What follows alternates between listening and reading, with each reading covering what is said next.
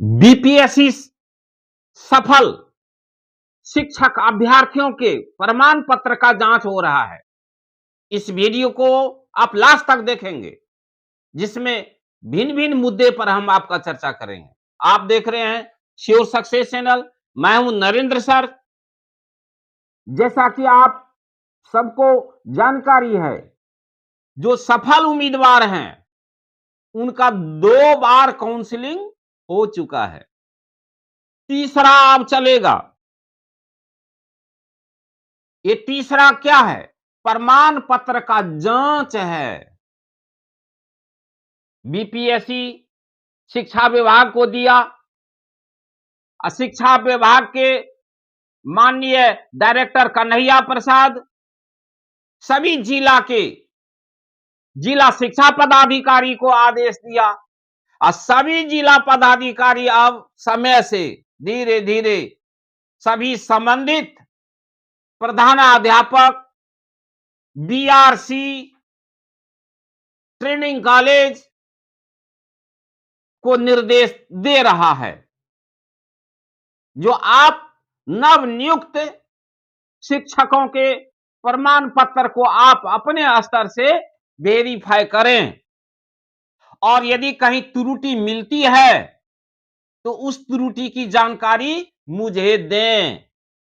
यदि आप नहीं देते हैं तो समझेंगे कि वो कैंडिडेट सही है। बाद में यदि सघन जांच के बाद यदि वह कैंडिडेट में कोई फॉल्ट पाया जाएगा तो उस संबंधित प्रधानाध्यापक, बीआरसी के प्रभारी, ट्रेनिंग कॉलेज के प्रिंसिपल, इन लोगों पर विधि सम्मत कार्रवाई की जाएगी। ये निर्देश है। अब आइए, जब आप पढ़ रहे थे तो इतनी जानकारी नहीं थी, लेकिन अब समय आया है बिहार सरकार से पैसा लेने की, तो बिहार सरकार पैसा आपको तब तक नहीं देगी जब तक आपके प्रमाण पत्र का सही जांच हो करके विभाग को समर्पित नहीं हो जाता है। तो ये सही जांच कहां हो रहा है, और इस जांच करने का क्या पैटर्न है, क्या पैमाना है, इसी पर हम आज चर्चा करेंगे। लेटर तो आ गया कि आप नवनियुक्त शिक्षकों के शैक्षणिक प्रशैक्षणिक प्रमाण पत्र की जांच करें, लेकिन जो जांच करता है उसके पास कोई मशीन नहीं है। जैसे आप किसी एक्सरे के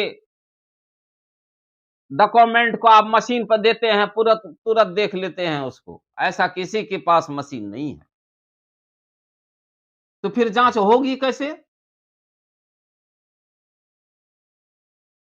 कोई निर्देश नहीं, कोई गाइडलाइन नहीं है, कोई बुकलेट नहीं है जिस बुकलेट को पन्ना उल्टा करके ऐसे करके वो पढ़ लेगा जांच करने वाला। तो क्या है जो हमें जानकारी है, यह आपके बीच में हम शेयर कर रहे हैं। पहली बात, आप जाने विभाग विज्ञापन निकाला है, उस विज्ञापन को आप बड़ी बारीकी से पढ़ें, वो क्या कहता है। उस विज्ञापन में केवल झांकी है, नियम कानून तो उसके अंदर में बाकी है। नियम कानून कहां है? पूर्व से जो शिक्षक का नियोजन हुआ है, और नियोजन इकाई वाले लोग सब के पास उस समय भी कुछ न कुछ बुकलेट था, जिसके नियम को वो पढ़ते थे। इस नियम के अनुसार, इस नियम के अनुसार, इस नियम के अनुसार वो पढ़ करके उस प्रमाण पत्र को ओके कर देते थे, या बोलते थे कि इसमें काउज लगा करके आगे वो अग्रसर कर देते। अभी तो कुछ दिया नहीं है किसी के पास। मान लीजिए हम प्रधानाध्यापक है, हमको 5 कैंडिडेट का जो है जांच करना है, क्या मेरे पास कोई बुकलेट है उसके जांच का? कोई बुकलेट नहीं मेरे पास में है। हम अधिक से अधिक क्या करते हैं जानते हैं? वो सर्टिफिकेट जिस संस्था का है, अपना एक लेटर पैड पर लिखते हैं और उस संस्था को उसका जेरॉक्स भेज देते हैं। वो संस्था उधर से रिप्लाई करके देता है। हाँ, हमारे यहाँ का ये छात्र है, इस सत्र का है, इतना परसेंटेज है, ये है, वो यही देता है। इसके बाद भी और देखिए, पहले ज़्यादातर सामाजिक विज्ञान के शिक्षकों को इस कन्फ्यूज़न का बड़ा झेल झेलना पड़ता था और साइंस के भी छात्रों को। अब समझिए आप फिज़िक्स के टीचर बन के आए हैं, तो फिज़िक्स के टीचर में उसके कॉम्बिनेशन में मैथमेटिक्स होना चाहिए। कोई केमिस्ट्री के शिक्षक बन के आए आए हैं, तो उसके ग्रेजुएशन में बायोलॉजी होना चाहिए। और कभी-कभी ऐसा देखा गया है कि ये मैचे नहीं करता है, इसका कॉम्बिनेशन मैच नहीं करता है। तो वैसे स्थिति में भिन्न-भिन्न जिला वाले लोग अलग-अलग अपना नीति अपनाया। कुछ जिला के लोग कहा कि नहीं भाई ये सही है, विषय विषयांतर का मैटर है। कुछ जिला कहा कि नहीं, ये सही नहीं है। तो मामला वहां फंसा और वो उसका अपना कमेंट लिखा। अब देखिए, अब हम ही जांच कर रहे हैं, सपोज दैट, तो हम बीएड के पेपर को देखते हैं कि बीएड के पेपर में 2 टीचिंग सब्जेक्ट लिखा हुआ रहता है।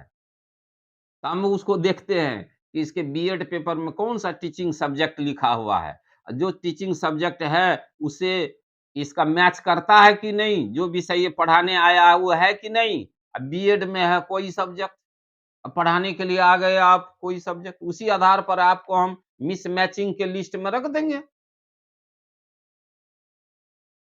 इस प्रकार से इससे पहले नियोजन इकाई सब छठा चरण में हमने देखा कि कैंडिडेट पास करके आ गए इंग्लिश के टीचर बनने के लिए, और जब उनका पेपर का वेरिफिकेशन किया गया तो सीटेट में इंग्लिश लेके वो पासे नहीं था। सीटेट में तो विकल्प रहता है कि 2 ठो भाषा रखिए, 2 भाषा में वो रख लिया, हिंदी और संस्कृत, सीटेट पास हो गया। आ गया टीचर बनने के लिए अंग्रेजी का, भाई आपका कहाँ मैच करता है, सीटेट में आपको अंग्रेजी नहीं है। तो इस तरह की मिसमैचिंग कहते हैं हम लोग। आपका सब्जेक्ट मैच नहीं कर रहा है, उस आधार पर हम लोग उसको क्या कहते हैं, अलग लिस्ट बना के रख देते हैं। ये परेशानी है।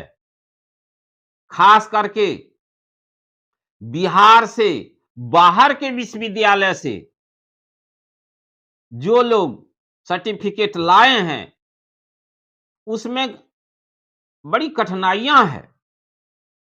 बाहर के यूनिवर्सिटी नियम कानून को ताक पे रख करके प्रमाण पत्र जारी कर देता है, और उस समय बिहार के छात्रों को पता नहीं रहता है। पता भी कैसे रहेगा? बिहार के छात्र एजेंट के माध्यम से जाते हैं। कई ऐसे छात्र हैं बीएड कॉलेज का मुंह नहीं देखे हैं। तो बिहार से बाहर जिन विश्वविद्यालय का प्रमाण पत्र जिन उम्मीदवार के पास है, वो जरूर आप अपना अपने स्तर से जांच करवाइए पहले। आपके पास जो पेपर है, जरूर आपके पास में कोई बुजुर्ग लोग होगा, ज्ञानी लोग होगा। आज हम लोगों के भी पास बहुत सारे लोग आते हैं, सर हमारे पेपर को जांच करके एक बार देखिए तो क्या है, कैसे है, नहीं है। तो हम लोगों के जांच करने का क्या मशीन है? नेट से देखते हैं। नेट के माध्यम से जांच करते हैं, कौन सेशन है, कौन राज्य है, कौन ट्रेनिंग कॉलेज है, एनसीटी से इसको मान्यता के है कि नहीं, यूजीसी के है नहीं, ये सब हम लोग उनकी जांच करते हैं।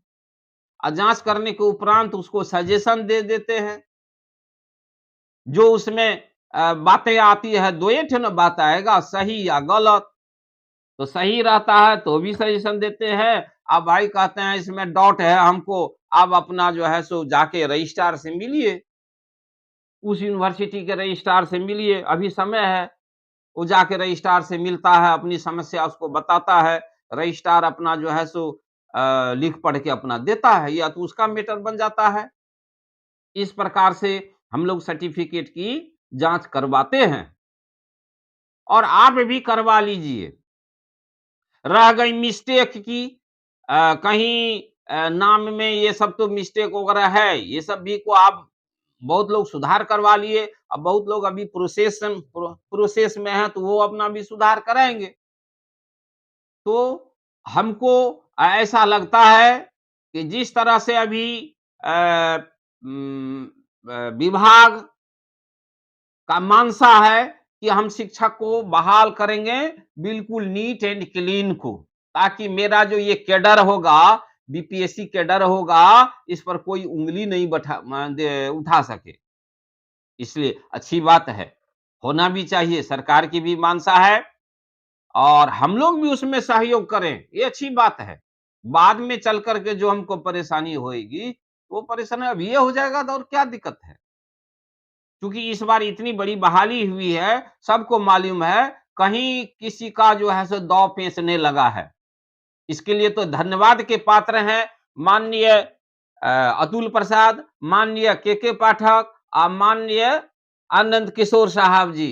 तीनों त्रिमूर्ति को हम धन्यवाद देते हैं कि बड़ी बारीकी से काम करते हैं और कहीं-कहीं कुछ त्रुटि हुई है, तो वो लोग उसके प्रयास में है कि त्रुटि ना हो।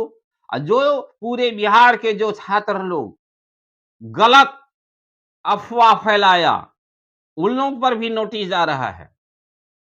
उसको दिया है कि आप अपना सबूत पेश करें।